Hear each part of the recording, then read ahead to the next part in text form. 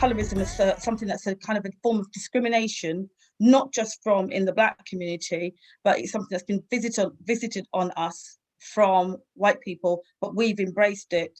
And we do have some forms of discrimination against darker, against lighter skinned people. I do believe there is such a thing called light privilege, and there's research to show that there are lower marriage rates between darker skinned, especially darker skinned women, longer prison sentences, things like that, less lucrative jobs, and having to struggle even more. Not saying that the rest of us don't, but there just seems to be just a little bit more on that. So I always start with something from I wish I'd met her, Maya Angelou. And the more you know of your history, the more liberated you are. And I do believe that, because the more I have learned over the years, the more I'm able to reason with people, look at how we can change how we think, how we fit, how we feel, and pass it on to younger generations and other people. So that's something I've always done. Now, colorism. Yeah, I put, is it a thing? But I do think it's a thing. So for me, has being dark skinned, been demonized? Is there like privilege? I've said I believe there is, and I'd be interested to find out afterwards what you all think. Who started it? Why does it happen? And does it matter? Okay, and I'm not being flippant here. I'm just things I would like you to think about. So quite a few of you may be familiar with this saying: if you're Black, stay back. If you're brown, stick around. If you're yellow, you're mellow. If you're white, you're right. And I've got this grade up here just to show the many colours. And I know there's even more in here. I think even Obama said that. So I'm going straight to it. What did the scientists have to say? I am not going to talk much about these people because wow. I saw so many scientists, even one not very long ago, that was saying about the fact that our brains are smaller, etc. But let's start with Arthur over here, the lovely hairstyle. He was, I think, the father of eugenics, and also the person who has tried to dehumanize us, by saying we're so totally different. There should be no mixing at all. There should be, we're only fit for one thing, fit for slavery, fit to work, because our brains just are not big enough. Karl Vogt, Francis Galton, Ernest Haeckel's very dangerous man that actually had research and things to show that people actually believed with regards to down the spine where the coccyx is, to say that we did have a tail. Everybody's got a coccyx, but people were completely convinced by him that we had a tail.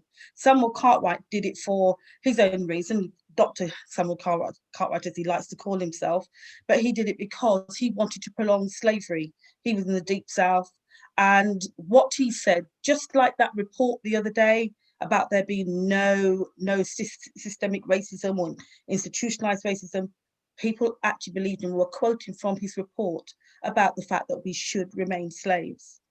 Very, very dangerous people who have that title called scientists, that were there to make our future even more difficult in this world. And a lot of it is based around slavery, and a lot of it is there to justify slavery. Now, these two awful people try to show that this is our skull in the middle here. This is what our skull looks like, and liken it to that of the chimpanzee. And actually was doing a study. Josiah Clark was actually doing a study on chimpanzees, and said there was more that we had in common with chimpanzees. So say, for instance, you've got a gibbon and you've got a chimpanzee. There were more or less differences between those and us, and the differences between white men and black men, or white people and black people, was this big. So we were just totally different. And again, with George Robin Glidden, he it was all about slavery. It was all about making money. It was all about basically having us work for nothing. And because of these things, propaganda, obviously no mobile phone or internet, people believe these things. You know, if we turn to the side now, seriously, do we? No. He actually went farther to say that the white man's brain was this big, Asian this big, and ours is really, really small. Again, just to justify the bad treatment, justify keeping us a slave, and justify everything else. And I tell you one awful thing about Glyden, what he did, he said that when slaves tried to escape, that somehow it was because of a mental illness. So because of that mental illness, he justified the ill treatment. Say, for instance, if a slave ran away too often, the chopping off of part of your foot, chopping off of your toes. And he said these ways will subdue us. Not the fact that you took us away, drove us across a great big pond, and then made us work for you for 400 years. Nothing to do with that. It was just to do with the fact that because of our small brains, we had this, it was some, I cannot remember the name, but it's something mania, and he actually wrote a whole paper on it. And again, unfortunately, people believe this. Now, descriptions. Edward Long was a very, very, very, very ignorant person who, although he owned slaves, hated the sight of us. So much so that when he used to stand in the field and just watch them work. And he was just abhorred by our appearance and everything else. And said there was no way people should ever mix or have children with us. He didn't even believe in, like some women who, female, I don't even want to use the word slave, stolen people were made to feed the mistress's baby. And I've always found that word, because if you're going to dehumanize somebody, why would you then have your baby suck the booby of something that you called an animal?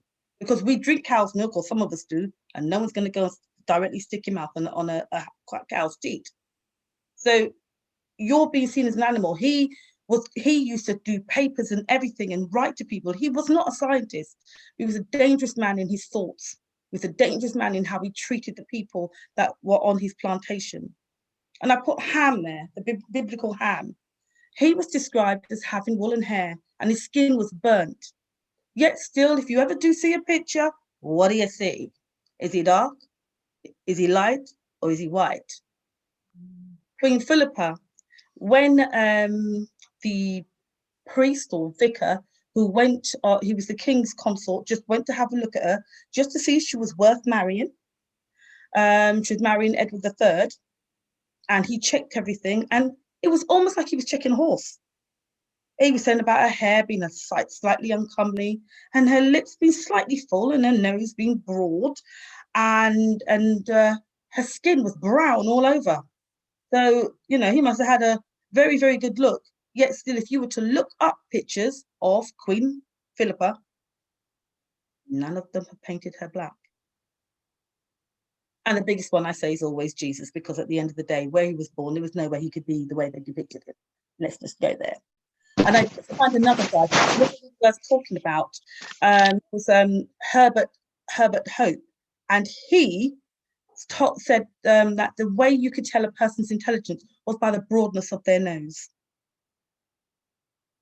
Yeah, it was. Don't know what to say really. And Darwin was also supposed to have said that there were differences, but because he had a cousin, Francis Galton, who basically was going all out, saying, no, they're different, can't go near them. He was actually Darwin's cousin. So Darwin said, yeah, there are differences, but he never said anything really outwardly racist, but did say, oh, there are differences, but left it at that.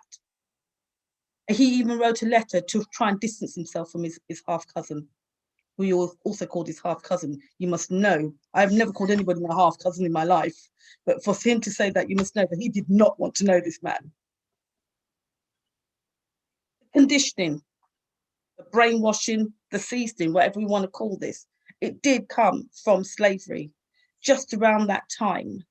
It developed into a caste system. This is where we started to embrace it. It could have been about survival, but I think in the end, we believed it so much that when the revolution are in Haiti, some of the mixed race slaves were fighting the darker skinned slaves against them when they were fighting for their freedom. That's how much people have embraced this lighter skin, darker skin. You know, we've heard this whole thing about house slaves, field slaves. And I've got down here the set girls. Now, if there are Trinidadians in the room, a lot of people say carnival started in Trinidad. No one really knows, okay? Because everybody had their own little celebration. It's just that it was just embraced in a different way. And in Jamaica, they had set girls. Soon they went all around the island. But what the girls were doing was actually kind of mimicking how the white people danced when they did their Creole hops. But they thought what they were doing, you know, you have dance quadrille and everything else really great. So they compete against each other. But as time went on, the girls got lighter and lighter and lighter.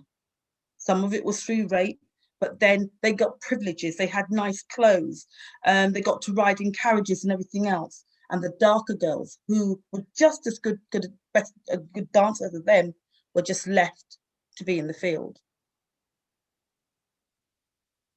The one drop rule. We've heard the term mulatto, which is offensive. That person was either they had a white parent and a black parent. If you were a Sambo, you had you're 3/4. So if you want to mix it up into math, 3/4 black and a quarter white. If you're a quadroon, you had a quarter where you're 3/4 white and a quarter black. And if you're an octoroon, you had 7 white, a quarter black. Tisseroon, the other way around. 7 black, a quarter white, an 1/8 white. Not very good at math, sorry. And all of these rules, they started to, again, it's about the conditioning, it's about trying to control, it's about, okay, looking at how you can grade people. And none of this came from us. But genes and chromosomes being what they are, do their own thing. So you could have a woman that was very dark, who had a child from somebody white, and I'm choosing my words very, very carefully, and the child could come out a lot lighter than somebody who was already mixed and had a child with somebody white. So they found that whole grading thing didn't quite work in the end, because you had people that could pass and so on. I looked at this imagery, and I'm hoping that a lot of you remember when Alec Weck, mind you, depends on your age, when Alec Weck came into the world of modelling, and she was hailed as being unusual. Why was she unusual for being pretty? Is that whole thing about being, you know, black and ugly, light skin and pretty? There's not supposed to be something that just rolls off your tongue. She's beautiful because she's a beautiful woman. The attempts to try and take away the darker side of history, and I've got a picture of Queen Ty here on the other side of the Ebony magazine. What they tried to say about this statue, that one, that wasn't an afro, two, it wasn't really brown, it was something to do with the aging process and where they found it. And obviously, it had effect on their features as well. That's how crazy chemistry can be. So basically, it was a block of wood that then flushed out into this wonderful afro, gave the woman a nose like black people and lips, and darkened her skin. Hey, Egyptologists, that's fine. We know that they go back into the caves, and we know that they paint them a little bit lighter each time. Because if you actually look at some very old books of where they've had, where they found hieroglyphics, and you go back to that wall again, they're a little bit lighter. And my friend has gone there and seen them actually painting over with lighter skin paint, again, trying to rub out the darker side of history. Now, the reason why I got this Ebony magazine on, I remember when I first saw it, if just in case you can't see it, it's Are Negro Girls Getting Prettier? Now, what's about this picture that's not there? And what is about this picture that is there? That's us now taking on this whole, to be light skin is better than being dark skin. There's not one dark skin lady on here, and it's such a shame. And this is a magazine. What does that say to the Black community when you see something like this? So I can imagine the emotional thing that women with darker skin would go through because of thick images like this. I've got here, this is also part of the conditioning. Matthew Knowles, why I've got him down here is because when somebody said to him, why do you go for lighter skinned women? And his answer was, it's because of the way I was conditioned. And Andre Gray, and I suppose, bless her heart, she's staying with him now because she's pregnant, said that darker skinned women who wore red lipstick looked like burnt toast with jam on it. He since apologized. The man need a slap. And Naraya Justino, she became the carnival queen in Brazil. And it was celebrated. The people in, all across Brazil, well, we thought, embraced this. Well, the light-skinned people and the white-skinned people weren't happy. They said that it wasn't the true face of Brazil. And she kept her title for all of, I think, 2 or 3 days. And she was taken off and a lighter-skinned woman put in her place. Fancy, you've done nothing wrong, nothing to scandalize in any way. You've just won a title fair and square. Because you're too dark, you can no longer be that.